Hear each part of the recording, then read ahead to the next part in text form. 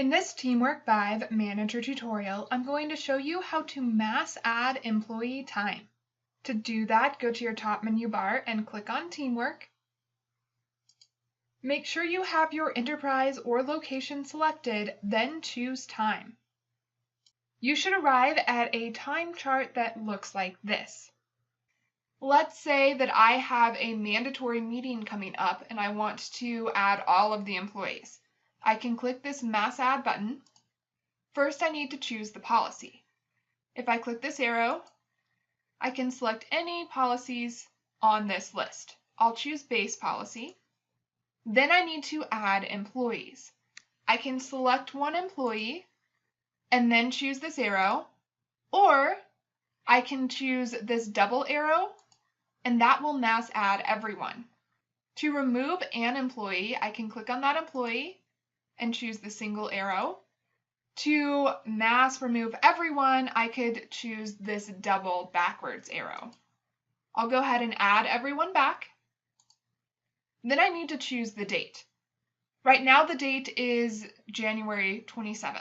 That has already happened, so I don't want to mass add time then. I want to add it for a future meeting. So I'll click this calendar icon and I will go forward a month. And maybe I will choose sometime around Valentine's Day. Notice that my employees have been removed, so I do need to add them again.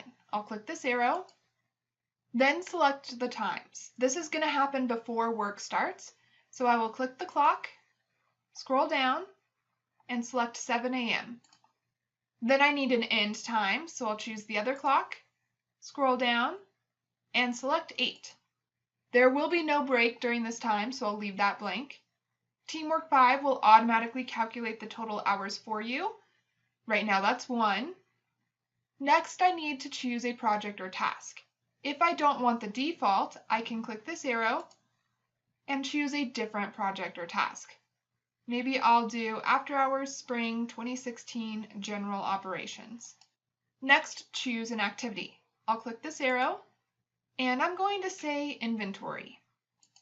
Then I can choose to leave any notes. This is a mandatory meeting, so maybe I will put mandatory meeting. Then I can choose to alert the manager or not.